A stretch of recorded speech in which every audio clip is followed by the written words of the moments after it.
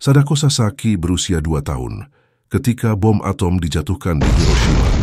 Dampak ledakan itu melemparkan Sadako keluar dari jendela kamarnya dan dia nyaris mati. Meskipun ia selamat dari ledakan tersebut, radiasi akhirnya menyebabkannya menderita leukemia. Dan para dokter bersikeras bahwa ia tidak akan hidup lebih dari setahun. Cerita Sadako sejauh ini mungkin terdengar seperti sebuah tragedi. Tetapi sebenarnya ini adalah kisah harapan. Ada sebuah legenda Jepang kuno yang mengatakan bahwa siapapun yang berhasil melipat 1000 burung bangau kertas akan dikabulkan satu keinginan. Keinginan satu-satunya dari Sadako adalah untuk bertahan hidup, jadi dia melipat burung bangau origami pertamanya. Kondisi Sadako memburuk seiring waktu dan akhirnya dia kehabisan kertas. Tetapi ini tidak mengecewakannya atau menghentikannya dari membuat burung bangau. Tanpa kertas, dia mulai menggunakan bungkus obat dan potongan-potongan sampah untuk mencapai tujuannya. Beberapa burung bangau yang dia buat begitu kecil, sehingga dia membutuhkan pinset untuk melipatnya. Sadako meninggal pada usia 12 tahun pada pagi hari tanggal 25 Oktober tahun 1955, kurang dari 1 tahun setelah didiagnosis menderita penyakitnya. Dia hanya melipat 644 burung bangau. Sebelum meninggal, keluarganya berkumpul di sekitar tempat tidur dan memintanya untuk makan sesuatu. Dia meminta teh di atas nasi dan seseorang bergegas untuk mendapatkannya. Dia mengambil sendok nasi dan setelah memakannya kemudian dia berkata, "Ini enak." Lalu dia mengambil sendok kedua dan pergi seperti tertidur. Itu adalah kata-kata terakhirnya. Kisah Sadako menggambarkan bagaimana harapan dapat menjadi dorongan bagi seseorang untuk bertahan hidup, bahkan ketika keadaan sangat suram. Yang lebih penting, kisahnya mengingatkan kita bahwa harapan bukanlah tentang hasil akhir, tetapi tentang menghadapi setiap hari dengan optimisme daripada keputusasaan. Meskipun harapan mungkin tidak menyelamatkan Sadako dari kematian, setidaknya itu membuat setiap hari penderitaannya lebih bisa diatasi. Harapan memberinya tujuan untuk dicapai, itu memberinya sesuatu untuk hidup. Tindakan membuat burung bangau mengisi pikirannya, sehingga dia terhindar dari jalan yang panjang dan menyiksa untuk terus merenungkan hal negatif. Alih-alih berpikir tentang bagaimana dia akan mati, Sadako menghabiskan hari-harinya dengan keyakinan bahwa dia akan bertahan hidup dengan hanya membuat cukup banyak burung bangau. Perasaan harapan ini begitu kuat sehingga ketika dia meninggal, dia berhasil melakukannya tanpa rasa takut atau rasa sakit. Sebaliknya, dia merangkul momen ini dan menikmati hidangan terakhirnya di tengah keluarganya. Di dunia modern ini, sangat mudah jatuh ke dalam perangkap, dan kita merasa seperti tidak ada lagi harapan. Anda tidak perlu melihat jauh-jauh untuk menjadi saksi dari semua penderitaan yang ada di dunia. Dan seringkali kita dapat mengidentifikasi diri dengan penderitaan tersebut karena kita merasakannya dalam diri kita sendiri. Selalu ada pemikiran yang mengendap bahwa jalan hidup ini dipenuhi jebakan ketidakberuntungan.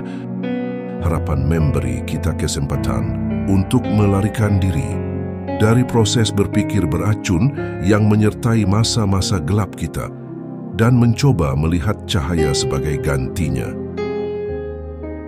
Setiap kali kita dihadapkan pada suatu situasi apapun, sepenuhnya terserah kita bagaimana kita menginterpretasikannya. Dengan kata lain, segala sesuatu yang terjadi dalam hidup kita bersifat netral, sampai kita memberikan polaritas negatif atau positif padanya. Jika kita dihadapkan pada situasi negatif, alih-alih melihatnya sebagai sesuatu yang buruk, kita seharusnya belajar melihat bagaimana kebaikan bisa muncul darinya.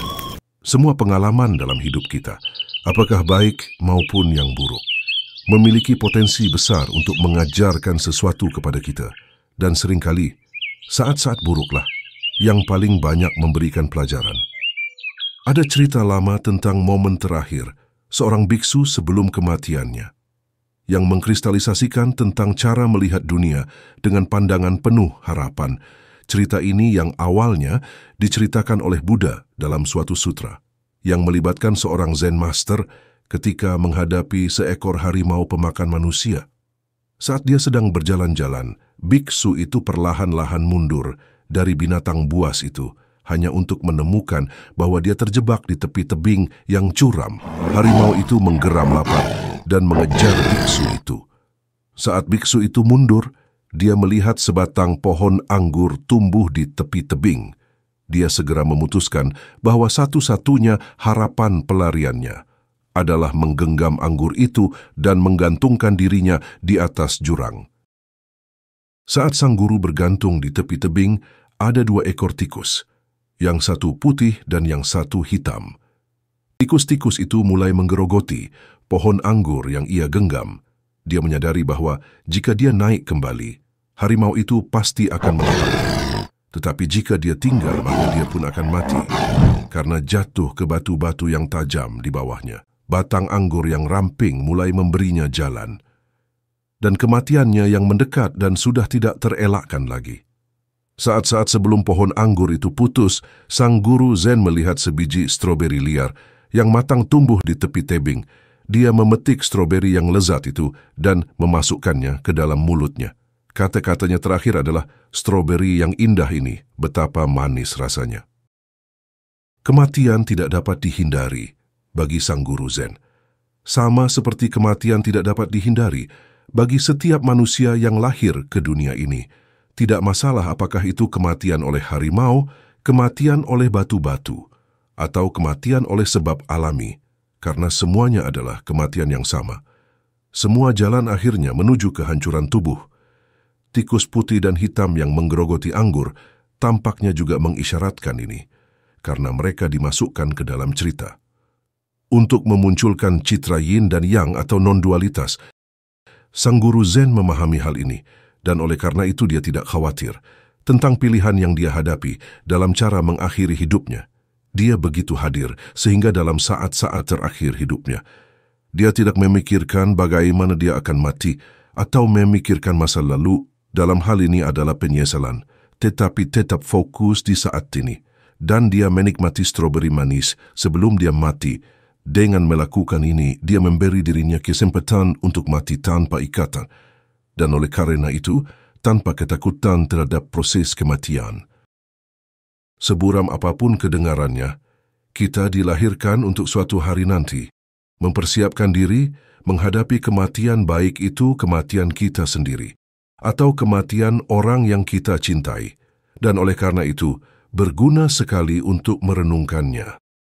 Tentang bagaimana Anda akan menghadapi situasi harimau dan tebing, baik sang guru Zen maupun Sadako Sasaki menjadi panutan yang hebat tentang bagaimana kita seharusnya memandang dan menjalani hidup kita. Mereka mengajarkan kepada kita bahwa lebih baik untuk menjalani hidup setiap hari, seiring berjalannya waktu, dan bersyukur atas apa yang kita miliki daripada apa yang tidak kita miliki. Jika kita membiarkan diri kita melepaskan beban masa lalu dan masa depan, yang keduanya memiliki penderitaan yang tertanam dalam sifat yang tidak kekal dan ilusif mereka, dan sebaliknya belajar untuk merangkul saat ini, maka hanya saat itu kita mungkin bisa hidup bahagia dan merasakan buah-buah manis yang disajikan kepada kita setiap saat, bahkan dalam situasi yang sangat tegang seperti yang dialami sang guru Zen.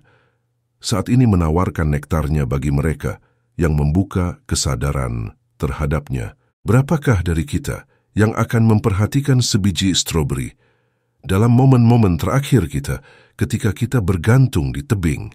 Satu-satunya hal yang akan kita perhatikan adalah ketakutan kita terhadap kematian dan keinginan kita untuk bertahan hidup.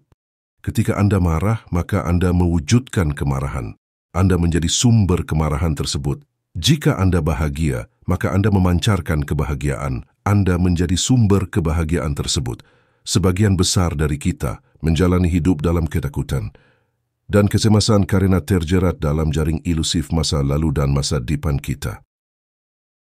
Kita entah menyesali masa lalu, atau kita merindukan kembali ke masa-masa yang lebih baik, atau kita takut akan masa depan, atau ketika kita merindukan kedatangannya. Kebahagiaan dapat ditemukan dalam setiap situasi. Jika Anda membawa diri Anda ke dalam saat ini, Anda akan menemukan stroberi hidup Anda dan itu akan lezat. Jika Anda tidak dapat menemukan stroberi, maka budayakan harapan bahwa akan ada stroberi suatu saat nanti. Kemungkinan besar itu ada di dekat Anda, tetapi Anda hanya perlu ingat untuk menikmatinya saat Anda melihatnya. Semoga video ini bermanfaat. Salam kebajikan.